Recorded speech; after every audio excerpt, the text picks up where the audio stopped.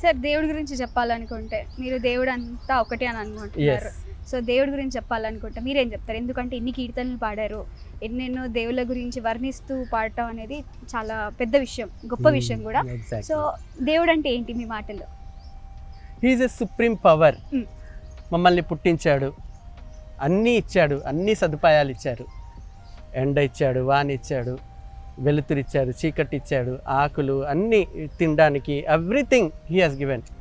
Fruits, vegetables అన్నీ దేవుడే create చేశాడు, మనం క్రియేట్ చేసింది ఏం లేదు. So he is a creator.